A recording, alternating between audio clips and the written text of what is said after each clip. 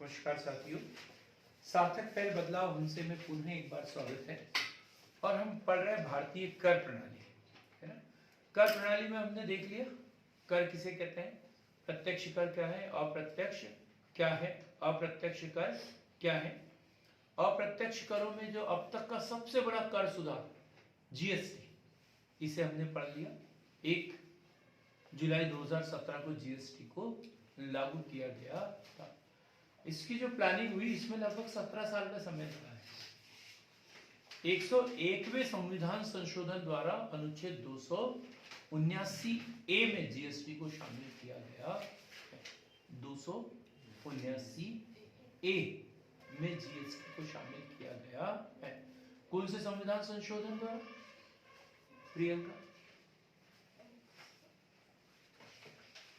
आप यही थे अभी?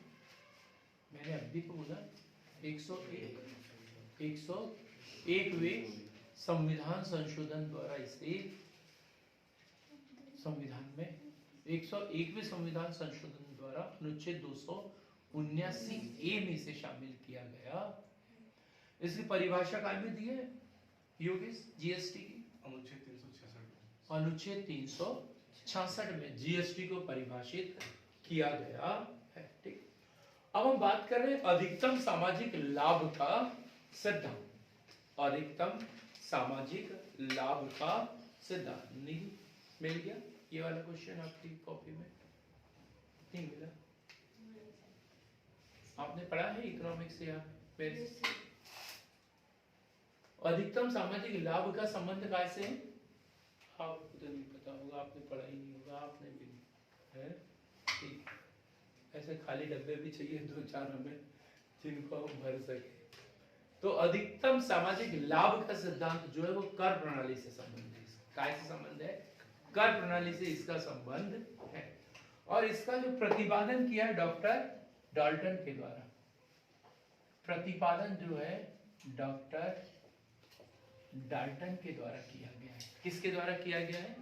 डॉक्टर डाल्टन के द्वारा किया गया है। वही लिखा है मैंने, डॉक्टर डाल्टन के द्वारा किया गया है। अब क्या है कर प्रणाली? हमने देखा कि कर एक अनिवार्य अंशदान है, सरकार द्वारा लगाया जाता है, सरकार द्वारा ही वसूल किया जाता है। और करों से जो राशि प्राप्त होती है इसे सामाजिक कल्याण के ऊपर खर्च किया जाता है। इतना तो पढ़ा आपने। क्यों लगाया जाता है कर? अर्थव्यवस्था के नियमन व नियंत्रण के लिए। ये भी पढ़ा है ना, अर्थव्यवस्था के नियमन व नियंत्रण के लिए कर लगाया जाता है। किसके ऊपर लगाया जाता है कर?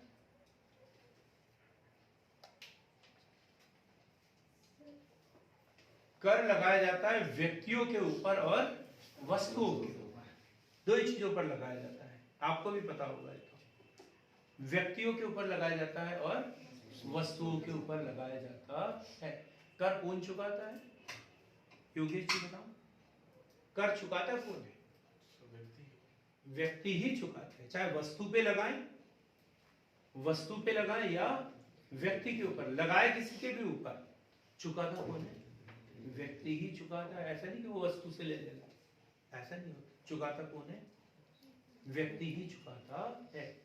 लेकिन इसका ड्रॉबैक ये है कि जो कर देता है, करों से प्राप्त होने वाली आय उसके ऊपर बहुत ही कम खर्च होती है। तो कर किसी और व्यक्ति, किसी और वर्ग पर लगाया जाता है और इससे जो आय प्राप्त होती है वो किसी और वर्ग पर खर्च किया जाता है। ये बात समझ में आई? कर किसी और वर्ग पे लगाया जाता है और इससे जो आय प्राप्त होती है वो दूसरे वर्ग पर जो कभी कर नहीं देता या बहुत ही कम कर देता है, उनके ऊपर खर्च किया जाता है। ठीक, तो सीधी सी बात है कि जो कर देता है उसे तकलीफ होती है ना? होती है। कर देता है उसे तकलीफ होती है।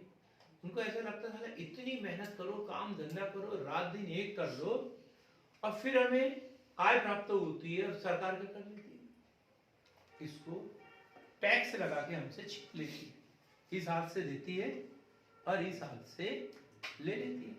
मेरे जैसा आदमी भी यही बोलता है, बोलता है पेमेंट तो एक मिलता है और महीना भर हम कर देते रहते हैं, बार बार भिन्न भिन्न प्रकार के ऐसे ढेर सारे जो है वो तर्क देते रहते हैं लोग बाग। ये तो सामान्य सी बात है। लेकिन यदि करों की दरों में वृद्धि होता है तो जो वर्ग टैक्स दे रहा है उसके कष्टों में भी क्या होती है, वृद्धि होती जाती है। जिसके ऊपर खर्च किया जाता है उसे क्या होता है, लाभ होता है। उसे क्या होता है, लाभ होता है। ठीक। अब देखो एक तरफ क्या है, बड़ा एकदम रियल उदाहरण दे रहा हूं, 20,000 रुपए। एक के पास कितने हैं, 20,000 रुपए, और दूसरे के पास कितने हैं, 0, कुछ नहीं है। कितने हैं, 0। अब इसके ऊपर 100 रुपए टैक्स लगा दिया तो उसको लगा यार वो बहुत गरीब आदमी है, इसके ऊपर 100 रुपए खर्च हो रहा है, कोई बात नहीं, 100 रुपए उसने दे दिया, है ना। और इसके पास कुछ नहीं था, बोले 100 रुपए मिल गए मुझे, इतने सारे रुपए क्या करूं मैं, बड़ा खुश, बड़ा खुश। 100 रुपए की अहमियत उसके इसके लिए 20,000 से भी ज्यादा थी। इसके बाद 20,000 रुपए थे, तब भी ये उतना खुशी नहीं था जितना इसे 100 रुपए मिलने पर ये खुश हुआ। फिर इसके ऊपर और 100 रुपए टैक्स दे दिया, लगा दिया, बढ़ा दिया। अभी तो टैक्स दिया था, फिर लगा दिया, थोड़ा सा सोचने पे मजबूर हो गया, कष्टों में थोड़ी सी वृद्धि हुई। अब इसको और 100 रुपए मिले। अब जब चूंकि 100 रुपए का उसने टेस्ट देख लिया था तो इसलिए अभी भी खुशी तो अभी भी हुई, लेकिन पहले जितनी 100 रुपए की हुई थी उतनी होगी क्या, नहीं, उससे आधी होगी। तो ये इसी सिद्धांत पे है, ये अधिकतम सामाजिक लाभ का सिद्धांत। जब हम टैक्स की दरों में वृद्धि करते जाते हैं तो इसके कष्टों में वृद्धि होते जाती है, और वही करों से जो आय प्राप्त होती है इसके ऊपर जब खर्च की जाती है, जैसे जैसे इसके ऊपर ज्यादा खर्च किया जाता है उसे जो सीमांत लाभ प्राप्त हो रहा था धीरे धीरे क्या होता है, कम होते जाता है, धीरे धीरे कम होते जाता है। क्योंकि अब 100 रुपए उसके लिए नॉर्मल बात हो गई, अगली बार 100 रुपए दे दो। अब उसे ज्यादा फायदा कब होगा, जब उसे 300 रुपए देंगे। अब यदि उसे और 100 रुपए दिया जाए तो उसे कोई फर्क नहीं पड़ता है। तो सीधी सी बात है, जिसके जब करों में वृद्धि की जाती है तो होने वाले सीमांत त्याग में वृद्धि होती है, और करों से प्राप्त आय जब उसके ऊपर खर्च किया जाता है तो उससे सीमांत लाभ धीरे धीरे कम होते जाता है। और कर प्रणाली वो अच्छी है, कर प्रणाली वो अच्छी है जिसमें करों से होने वाला सीमांत त्याग और करों की राशि से प्राप्त होने वाला सीमांत लाभ दोनों कैसे हो, बराबर हो। और जब दोनों बराबर होते हैं तो वही अधिकतम सामाजिक लाभ का सिद्धांत होता है। यदि हम बहुत अधिक कर लगाए, इनको कष्ट देते रहे तो भी सब कोई फायदा नहीं होगा, क्योंकि ये मजे करेंगे, शराब पीते रहेंगे, जुआ खेलते रहेंगे, सोते रहेंगे, ठीक, क्योंकि ये वर्ग को आदत पड़ गई है फ्री का लेने की। तो इसलिए बोला कि जितना इसको कष्ट हो रहा है उतना ही इनको लाभ होना चाहिए, तो कर प्रणाली अच्छी है। जैसे पहले बोला ना, और कौटिल्य साहब ने बोला है कि कर प्रणाली कैसे होना चाहिए, मधुमक्खी की तरह होना चाहिए, मधुमक्खी की तरह होना चाहिए। कैसे होना चाहिए रवि सर, मधुमक्खी की तरह होना चाहिए। कैसे, मतलब मीठे से नहीं, आपके पास कांटे तो लोगों को पता चल जाएगा कि इसको मधुमक्खी ने काटा है, ऐसे होना चाहिए। फूलों से जिस तरह मक्खन चूसते हैं। हाँ, मक्खन, मकरंद। मकरंद, क्या बात है, ताली बजाएं आपके लिए, बड़ा अच्छा शब्द इस्तेमाल किया। मधुमक्खी जो होती है वो फूलों से रस चूसती है, लेकिन फूलों को कभी कष्ट पहुंचाती है क्या, नहीं, फूलों को कभी कष्ट नहीं पहुंचाती। वो उसको पता है कि फूल जीवित रहेगा, जब तक जीवित रहेगा तब तक मुझे रस मिलते रहेगा, जिस दिन फूल खत्म हो जाएगा मेरा ख्याल खत्म हो जाएगा। तो ऐसे ही सरकार को भी लोगों के ऊपर जब टैक्स लगाती है तो इतना ही टैक्स लगाना चाहिए कि लोगों की जान पर ना आए। जिस दिन ये टैक्स देने वाला व्यक्ति सोचने लग जाए साला काम करने से कोई फायदा ही नहीं है, हम काम करते हैं इतना कमाते हैं और सरकार क्या करती है हमसे टैक्स लगा के छीन लेती है, तो वो ज्यादा कमाएंगे ही नहीं। बोलेंगे कितना 2.5 लाख तक टैक्स नहीं लगता ना, 2.5 लाख ही कमाओ, उससे ज्यादा कमाने से कोई फायदा नहीं है, ये सोचने लग जाएगा। तो मेरे ख्याल से समझ में आया होगा कि ये अधिकतम सामाजिक लाभ का सिद्धांत क्या है। इसे लिखेंगे हम थोड़ा सा। इसका जो प्रतिपादन है डॉक्टर डाल्टन के द्वारा किया गया है और सीमांत उपयोगिता हास नियम पर आधारित है। सीमांत उपयोगिता हास नियम पर आधारित है। सीमांत उपयोगिता हास नियम पर आधारित है। किस नियम पर आधारित है ये? सीमांत उपयोगिता हास नियम पर आधारित है। सीमांत उपयोगिता कैसे होती है? किसी को पता है कि सीमांत उपयोगिता हास नियम? सीमांत उपयोगिता किसी वस्तु की अंतिम इकाई से प्राप्त होने वाली उपयोगिता। और हास नियम क्या है? ये तो हमने पढ़ाया है शायद इसमें। हाँ बोलो कोई अर्थशास्त्री, ऑनलाइन ऑफलाइन। भावना तो होगी नहीं अभी। भावना भगोली बुजुर्ग, भावना साबले।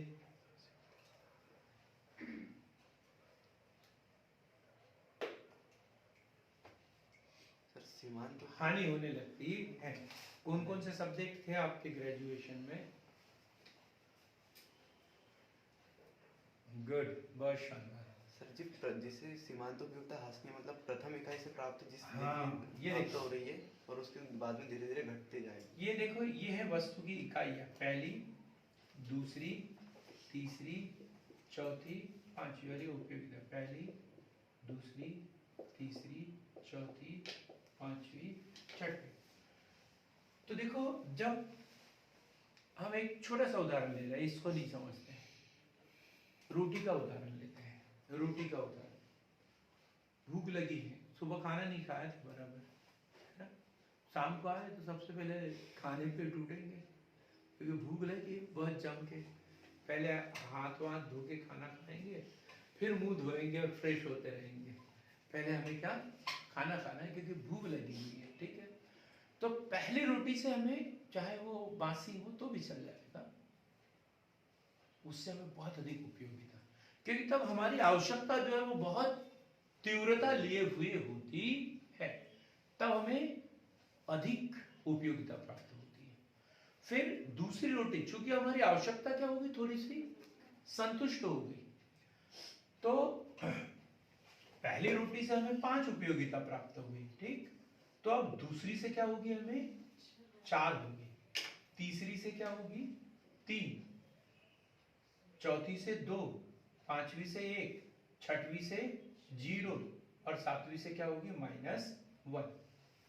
तो ये इस तरीके से जब एक ही वस्तु की हम एक से अधिक इकाइयों का उपयोग क्रमशः करते जाते हैं तो उससे प्राप्त होने वाली उपयोगिता क्रमशः घटते जाती है। ये अर्थशास्त्र का बेसिक नियम, इसे बोलते हैं सीमांत उपयोगिता हास नियम। कहीं पर भी चिपका सकते हैं, कहीं पर भी ये काम में आ जाता है। ये भी इसी पर आधारित है, सीमांत उपयोगिता हास नियम पर आधारित है। अब कैसे हम देखेंगे, ठीक? ये क्लियर हो गया? ये बात किस नियम पर आधारित है? सीमांत उपयोगिता हास नियम पर आधारित है। अतः एक अच्छी कर प्रणाली वह होगी जहां करों से होने वाला सीमांत त्याग, करों से होने वाला सीमांत त्याग बराबर करों से होने वाला सीमांत लाभ, सीमांत लाभ, ये दोनों बराबर होना चाहिए। हमने समझा दिया कि इधर क्या था 20,000 और इधर क्या था 0। अब इधर के पैसे उठ के कहां जा रहे हैं, इधर। तो जैसे जैसे इसके पास कम होते जाएंगे, इसके लिए सीमांत उपयोगिता बढ़ते जाएगी, बढ़ते जाएगी। अब ये पैसे कम होते जाएंगे तो सीमांत उपयोगिता इसके लिए क्या होगी, बढ़ते जाएगी। जैसे मान लीजिए आपके पास 1,000 रुपए हैं, बाजार में चले गए, खर्च कर लिए, अब सिर्फ 100 ही रुपए बचे हैं। तो अब 100 रुपए कितने महत्वपूर्ण हो गए, हो सकता है वो किराए के लिए हो, घर जाने के लिए हो, शाम के खाने के लिए हो। तो जैसे जैसे इसमें कम होते जाएगा, सीमांत उपयोगिता क्या होगी, मुद्रा की बढ़ते जाएगी, ठीक। और जैसे जैसे इधर बढ़ते जाएंगे, सीमांत उपयोगिता इसके लिए क्या होते जाएगी, कम होते जाएगी, ठीक।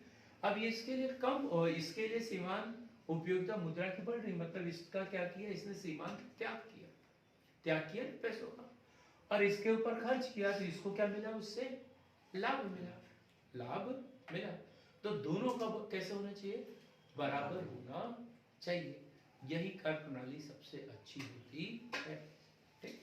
और यही अधिकतम सामाजिक लाभ का सिद्धांत, और किसने दिया है, डॉक्टर डाल्टन ने दिया है।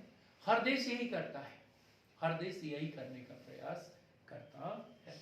अब अधिकतम सामाजिक लाभ के सिद्धांत की कठिनाइयां देखते हैं, क्या क्या है कठिनाइयां।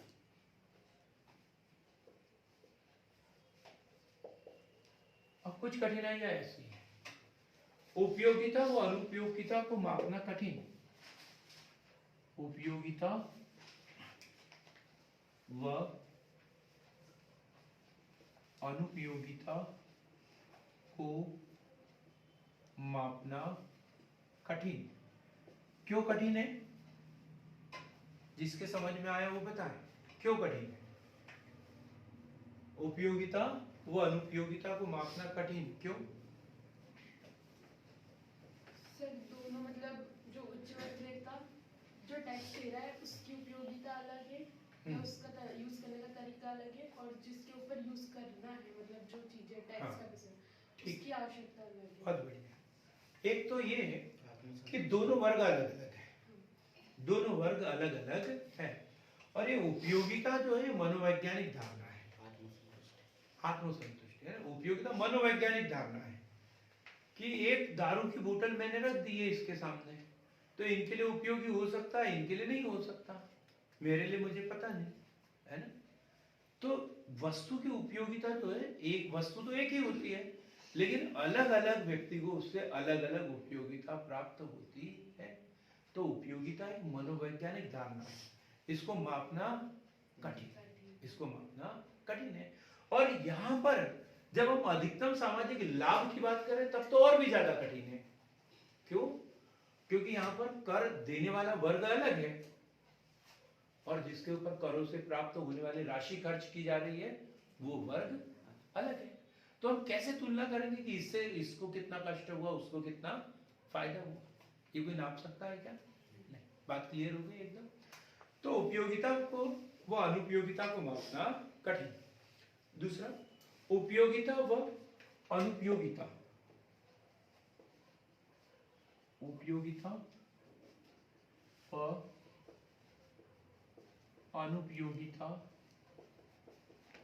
के बीच संबंध स्थापित करना कठिन है। ये इसमें वो दूसरी बात आएगी जो इन्होंने बोला था, निधि ने तो बोला कि उपयोगिता जो उसको प्राप्त हो रही है वो वर्ग अलग है, अनुपयोगिता मतलब जिसको कष्ट हो रहा है वो वर्ग अलग है। अनुपयोगिता मतलब कष्ट, कष्ट किसको हो रहा था? जिसने टैक्स दिया है। दोनों वर्ग अलग अलग है, तो दोनों के बीच में संबंध स्थापित करना कठिन है। यदि एक ही वर्ग पे हो रहा होता, लाभ भी और हानि भी, तो फिर पता कर सकते थे। अब इनको जो है 2 तमाचे मारे और 2 चॉकलेट दी, तो ये बता सकते हैं कि 2 तमाचे खाने में ज्यादा तकलीफ हुई या 2 चॉकलेट खाने में ज्यादा मजा आया। लेकिन यदि 2 तमाचे इनके ऊपर मारे और 2 चॉकलेट इनको खिलाए, तो कोई बता सकते हैं क्या? आप बता सकते हो क्या कि तमाचे में ज्यादा तकलीफ होती है, चॉकलेट में ज्यादा मजा आता है? ऐसा हो सकता है? नहीं। ये तभी बता सकते थे जब एक ही वर्ग पर होता है। तो दोनों वर्ग अलग अलग है, इसलिए इसके बीच में संबंध स्थापित करना कठिन है। अब तीसरी बात कर रहे हैं, राज्य के बहुत से व्यय भविष्य पर निर्भर होते हैं। राज्य के बहुत से व्यय भविष्य पर निर्भर होते हैं। राज्य के बहुत से व्यय भविष्य पर निर्भर होते हैं। अब टैक्स अभी लगाया, टैक्स अभी लगाया और इससे जो राशि प्राप्त हुई वो खर्च भी कर दी, लेकिन उससे आज 20 साल 30 साल 25 साल बाद प्राप्त होगी। अब कष्ट तो अभी हो गया, वो व्यक्ति मर के मिट गया, अब उसके बाद में दूसरे लोगों को लाभ होगा। समय, परिस्थिति, देशकाल, वातावरण सब कुछ बदल गया। अब पहले से कम लाभ हुआ या ज्यादा, कोई बता सकता है क्या उसमें? नहीं। जैसे डैम बनाते हैं, है ना, डैम बना रहे हैं या कोई रेलवे लाइन बिछा रहे हैं, तो उसको 20-20 25-25 साल लग जाते हैं ऐसी परियोजनाओं को पूरा होने में। तो ऐसे में अब कितना लाभ होगा, कितनी हानि होगी, ऐसा बता नहीं सकते। ये भी थोड़ा सा कठिन हो जाता है। गैर आर्थिक व्यय का प्रभाव, गैर आर्थिक व्यय का प्रभाव। अब क्या होता है, सरकार करों से जो राशि प्राप्त होती है वो उत्पादक व्यय होना चाहिए, उत्पादक व्यय होना चाहिए। उत्पादक व्यय क्या होता है योगेश? ऐसा खर्च जिससे हमें भविष्य में आय प्राप्त हो रही हो, वो उत्पादक व्यय है। जैसे आपने गाड़ी ले ली बोलेरो, तो उत्पादक व्यय है। और यदि आपने वो ले ली बलेनो वगैरह, कोई कार ले ली, अब वो उत्पादक व्यय है क्या? नहीं, वो अनुत्पादक व्यय है। बीमा, ये वो सब आपको अपनी जेब से देना है। और कभी नेट लग गया और बेचने के लिए गए तो आधी कीमत में बिकेगी भी वो, तो वो क्या हो गया? अनुत्पादक व्यय। ऐसी सरकार जैसे गरीबी, बेरोजगारी ये दूर करने के लिए ढेर सारे प्रशिक्षण पर इस पे खर्च कर देती है। इससे सरकार को कोई आय प्राप्त होती है क्या? नहीं। अब सरकार को टैक्स से आय प्राप्त हुई, इससे उन्होंने कोई कारखाना खोल दिया, कुछ खोल दिया, तो उत्पादक व्यय है। वस्तुओं का उत्पादन होगा, लोगों को रोजगार मिलेगा, उत्पादन व्यय है। और यदि सरकार ने मुख्यमंत्री कन्या विवाह योजना के ऊपर खर्च कर ली, तो इससे कोई आय प्राप्त हो रही है सरकार को? तो ऐसा व्यय क्या कहलाता है? अनुत्पादक व्यय। तो अब इससे सिर्फ कष्ट ही हुआ जिसने टैक्स दिया, जिसके ऊपर खर्च किया उसको लाभ हुआ क्या दादा कुछ? बिल्कुल भी नहीं। तो इसमें तो कोई संबंध ही नहीं बता सकते। तो ये इसकी कठिनाइयां है। बात क्लियर हो गई ना? अधिकतम सामाजिक लाभ के सिद्धांत की प्रमुख कठिनाइयां कौन सी है? सरकार का प्रशिक्षण उत्पादक व्यय में आएगा ना?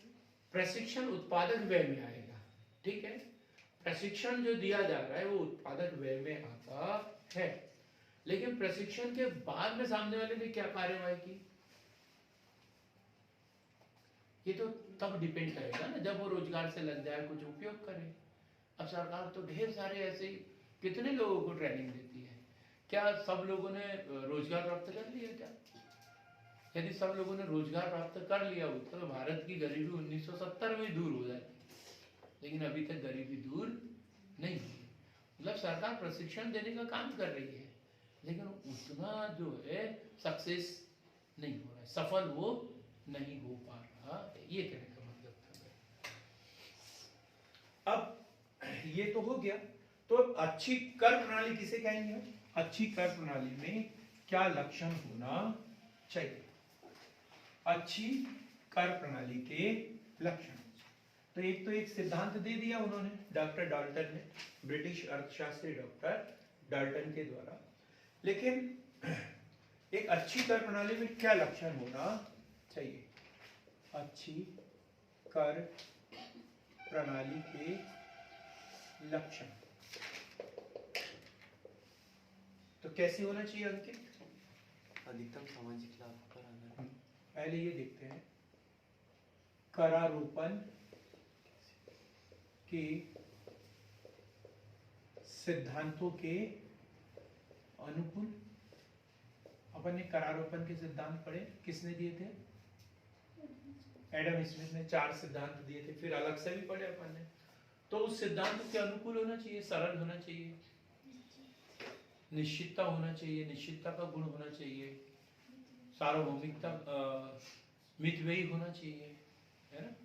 तो ये जो सिद्धांतों के अनुकूल यदि कार्य प्रणाली है तो ठीक है, और यदि सिद्धांतों के अनुकूल नहीं है तो वो कार्य प्रणाली अच्छी नहीं है। समानता का गुण होना चाहिए, सभी लोगों पर समान दर से कर लगाना चाहिए, तो अच्छी कर प्रणाली है। अधिकतम सामाजिक लाभ क्या है? अधिकतम सामाजिक लाभ। और अधिकतम सामाजिक लाभ कब होता है?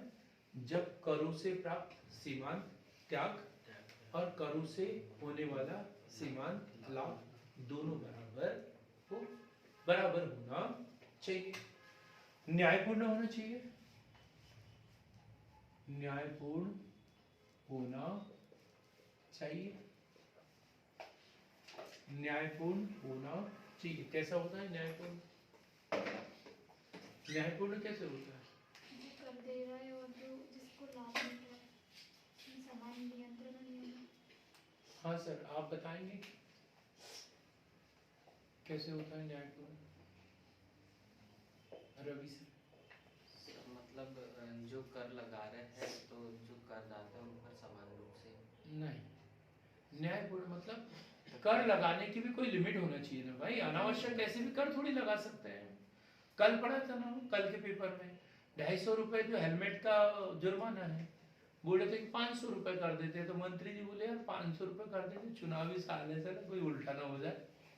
यही मैसेज था ना उसमें। ऐसा नहीं भाई, अनावश्यक हम कर नहीं लगा सकते ना भाई। कर लगा रहे तो उसका कोई वाजिब कारण होना चाहिए, न्यायपूर्ण, है ना।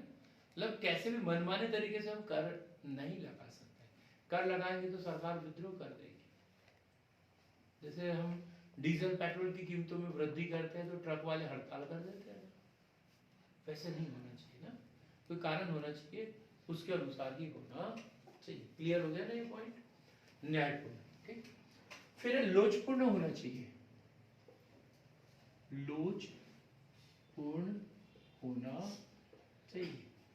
कार्य प्रणाली लोचपूर्ण होना चाहिए, वैसे नहीं जैसे मोहम्मद बिन तुगलक के जैसा नहीं होना चाहिए कि करों की दरों में वृद्धि कर दी तो घर में तो घूस के वसूल करके ले आओ। ऐसे नहीं होना चाहिए भाई। अकाल पड़ गया, कुछ हो गया तो उस समय माफ भी करना पड़ेगा, नहीं लेना पड़ेगा, है ना। अभी हुआ ना, अभी हमारे यहाँ जो पैंडेमिक था, कोविड जो पैंडेमिक थी, तो उस समय कर प्रणाली में छूट दी गई थी। बाद तक जो जुलाई, फरवरी, मार्च में जो हमें रिटर्न भरना था वो सितंबर, अक्टूबर, नवंबर तक भरते रहे, दी ना छूट उसमें। तो ऐसे लोचपूर्ण होना चाहिए कि करों की दरों में वृद्धि भी कर सके, उसमें कमी भी कर सके, ऐसे ही होना चाहिए। संतुलित होना चाहिए, संतुलित होना चाहिए। संतुलित कैसे होना चाहिए? कौन समझाएगा इसे? दीक्षा। संतुलित कर प्रणाली के 2 तराजू हैं। एक तराजू है, उसके 2 पल्ले हैं। एक में है प्रत्यक्ष कर और एक में है अप्रत्यक्ष कर। तो दोनों होना चाहिए। ऐसा नहीं कि सिर्फ अप्रत्यक्ष कर ही लगा दिए या सिर्फ प्रत्यक्ष कर ही लगा दिए, नहीं, दोनों कर होना चाहिए और बराबर बराबर होना चाहिए। बात क्लियर हुई है कि संतुलित होना चाहिए, प्रत्यक्ष और अप्रत्यक्ष दोनों प्रकार के कर लगाना चाहिए। आपको तो ये नहीं पता होगा ना प्रत्यक्ष कर और अप्रत्यक्ष कर क्या है? पता है, ठीक, बहुत बढ़िया। सर, हाँ सर जैसे जो व्यक्ति प्रत्यक्ष कर दे रहे हैं, जैसे आप, हाँ और फिर आप अप्रत्यक्ष कर भी दे रहे हो, हाँ पर आपकी तुलना में जो बाकी लोग हैं, जैसे हम लोग बिजनेस जो हाँ, करते हैं हाँ या कुछ भी जैसे छोटा, हाँ। तो वो तो केवल अप्रत्यक्ष कर दे रहे हैं। तो हाँ। इससे आपको ऐसा नहीं लगता कि आप को नुकसान है या कुछ कि उनके तुलना में? नहीं, हमें ऐसा लगता है ना, लेकिन एक आम आदमी में, गवर्नमेंट सर्वेंट में और बिजनेसमैन में बहुत अंतर है टैक्स देने में। हम तो लिमिट में देते हैं, बिजनेसमैन तो बहुत ज्यादा टैक्स देते हैं। वो सिर्फ प्रत्यक्ष कर जीएसटी के रूप, मतलब जीएसटी देते हैं ना, और यदि वो निगम है तो प्रत्यक्ष कर भी देगा, वो प्रत्यक्ष कर भी देगा ना। जो आप एक व्यापारी है और उसकी आय भी यदि इससे ज्यादा हो रही है, 2.5 लाख से ज्यादा, तो उसको भी प्रत्यक्ष कर देना है ना, बिजनेसमैन को भी। कैसे सर? भाई आयकर आयकर नहीं देना पड़ेगा उसे, आयकर तो देना पड़ेगा ना। जरूर थोड़ी है कि सरकार से जो आय प्राप्त हो रही है उसी के ऊपर टैक्स देना है। किसी भी स्रोत से प्राप्त आय यदि आपकी 2.5 लाख या उससे अधिक है सालाना, तो आपको इनकम टैक्स देना पड़ेगा, प्रत्यक्ष कर देना पड़ेगा। आपको ऐसा लग रहा होगा हमारे पिताजी तो कभी देते नहीं है, ऐसा लग रहा होगा। सर तो हमारा आय प्रमाण पत्र 40,000 का बना। हाँ, तो गलत है ना। वही मतलब हाँ। फिर सुधार कैसे होगा ऐसे में, मतलब? हाँ ठीक है, अब ऑनलाइन भी है तो इसलिए ज्यादा चर्चा नहीं करते इस पे, लेकिन बता रहा हूँ मैं कि बिजनेसमैन को भी इनकम टैक्स देना होता है। अपन ने निगम कर पढ़ा कि नहीं? हाँ सर, बोलते तो यही तो है ना निगम कर, यही है निगम कर। ये यदि आपकी जो आय है, सब प्रकार के खर्चे को काटने के बाद में जो विशुद्ध लाभ हो रहा है उसके ऊपर टैक्स देना पड़ेगा, वही तो है ना। अब संतुलित होना चाहिए, ये हमने पढ़ा। मितव्ययी होना चाहिए, मितव्ययी होना चाहिए। मितव्ययी कैसा? कि करों को वसूल करने में ज्यादा पैसा खर्च नहीं होना चाहिए। नहीं, पता चला हमने एक उदाहरण दिया था ना कि हमारा जो खेत है वो यहाँ से 70 किलोमीटर दूर है। मैं यहाँ पे पंजाब नेशनल बैंक में गया और बोला कि मुझे केसीसी बनवाना है। बोले ठीक बन जाएगा। मैंने बोला वो बोलते कितने एकड़ खेत है? 7.5। बोले सिंचित और सिंचित। मैंने बोला सिंचित, बढ़िया, 2.5-3 लाख सैंक्शन हो जाएगा। और जैसे उसको बताओ, बोले 70 किलोमीटर दूर। आपने नहीं दिया तो वसूल करने कौन जाएगा वहां पे? आपने नहीं दिया तो वसूल करने वहां पर कौन जाएगा? बोले ये तो महंगा पड़ जाएगा हमें वसूल करना। तो इसलिए उन्होंने सैंक्शन नहीं किया। बात समझ में? तो कर प्रणाली कैसी होना चाहिए? मितव्ययी होना चाहिए। मतलब करों की राशि हमें ज्यादा प्राप्त हो, लेकिन वसूल करने में उस पर खर्च हमें बहुत कम होना चाहिए।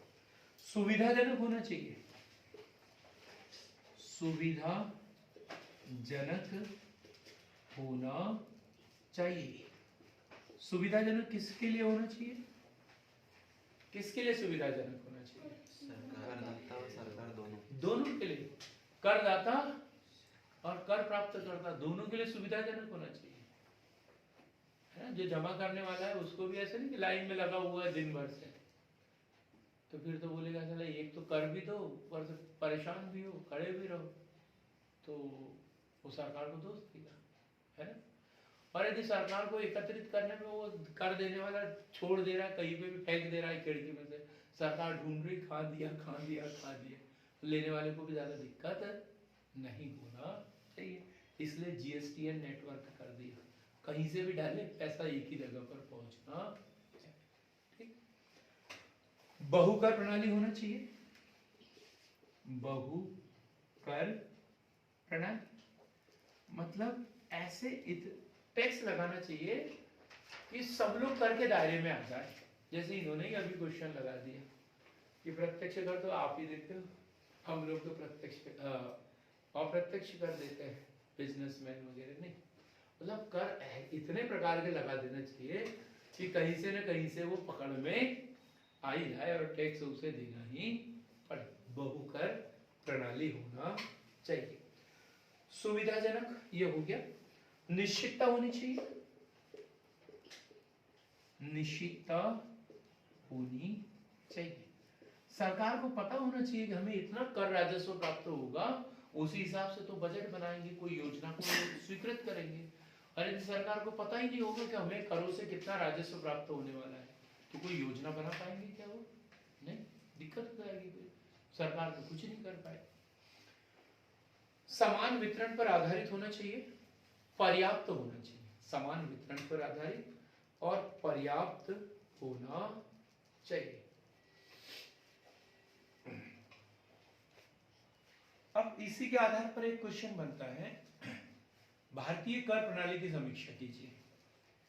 भारतीय कर प्रणाली की समीक्षा कीजिए। तो इसमें भी हमें लिखना होता है भारतीय कर प्रणाली में कौन सी अच्छाई है और कौन से दोष है। तो इसमें ढेर सारी अच्छाइयां देखने को मिलेगी, हमें लिखना नहीं, ऐसे ही समझ लो। करारोपण के सिद्धांत के अनुरूप है भारतीय कर प्रणाली, ठीक है। अधिक न्यायपूर्ण है, जो कर वाजिब है वही लिए जाते हैं। लोचपूर्ण है, परिवर्तनशील है, सरकार विपरीत परिस्थितियों में इसकी मात्रा में कमियां अधिक कर सकती है, परिवर्तन किया जा सकता है। संतुलित है, क्योंकि हमारे यहाँ प्रत्यक्ष कर भी लगाए जाते हैं, अप्रत्यक्ष कर भी लगाए जाते हैं। मितव्ययी नहीं है हमारे यहाँ, जीएसटीएन वगैरह बड़े कर सुधार किए जा रहे हैं, इनकम टैक्स वगैरह ऑनलाइन भरने की व्यवस्था है, ठीक। सुविधाजनक है, ऑनलाइन भर सकते हैं। कई एक ऑफिस में एकल सिंगल खिड़की पर जाने की जरूरत है, कई खिड़की पर जाने की जरूरत नहीं, हम अपने घर बैठे भी इसे कर सकते हैं। तो ये ढेर सारी सुविधाएं हैं। तो भाई कमियां क्या है भारतीय कर प्रणाली में? कभी ये क्वेश्चन नहीं बनेगा मेंस में, अच्छी कर प्रणाली के लक्षण लिखिए, भारतीय कर प्रणाली के दोष लिखिए, ऐसा क्वेश्चन बनेगा। भारतीय कर प्रणाली के अच्छाइयां लिखिए, गुण लिखिए, ऐसा क्वेश्चन बनेगा। तो गुण तो हमने बता दिए, दोष क्या है बनेगा? विभिन्न प्रकार की दरें, विभिन्न प्रकार की दरें, ठीक है। कर चोरी, कर चोरी, कर चोरी, कर सर कर भार भी है। कैसा कर भार? सर समझाओ। कर के ऊपर कर। कर के ऊपर कर, है ना, कैश कैडिंग जिसे कहते हैं, है ना, कैश कैडिंग। करों की अधिकता होने के कारण अक्सर जो है एक कई वर्ग जो होते हैं वो दोहरी कर भार के अंतर्गत आ जाते हैं। सर जीएसटी नेटवर्क का मतलब पूरे क्षेत्र तक लागू न होना, लोगों का जागरूक न होना, कर प्रणाली के विषय में लोगों का जागरूक न होना, अपने आय की घोषणा सही सही लोगों के द्वारा न करना, समय पर जो रिटर्न है वो दाखिल न करना लोगों के द्वारा, है ना। भ्रष्टाचार, इतना सब कुछ होने के बाद में कई मामले उजागर होते हैं जिसमें करों की चोरी करते हुए लोग बाग पकड़े जाते हैं। ये ढेर सारी बातें इसमें, लेकिन अमित व्यय, ये हमारे यहाँ कर प्रणाली जो ऑनलाइन तो कर दिया है, लेकिन कई क्षेत्र ऐसे हैं जहाँ नेटवर्क ही नहीं है, लोग एजेंटों के माध्यम से कर जमा करते हैं और वो उनको गुमराह करते रहते हैं। ये सारी बातें इसमें लिखते हैं, क्लियर बन जाएगा ये कर प्रणाली के गुण दोष, भारतीय कर प्रणाली की समीक्षा।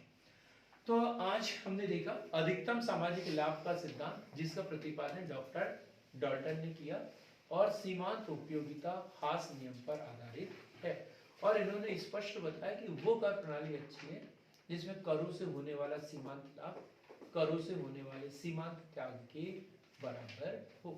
फिर हमने अच्छी कर प्रणाली के लक्षण पढ़े कि करारोपण के सिद्धांतों के अनुरूप होना चाहिए, अधिकतम सामाजिक लाभ होना चाहिए, न्यायपूर्ण होना चाहिए, लोचपूर्ण होना चाहिए, संतुलित होना चाहिए। अगला जो वीडियो होगा वो होगा भारतीय बजट से संबंधित, बजट प्रणाली से संबंधित। तो अगले वीडियो को निरंतर प्राप्त करने के लिए हमारे चैनल को लाइक कीजिए, शेयर कीजिए, सब्सक्राइब कीजिए। तब तक के लिए बहुत बहुत धन्यवाद।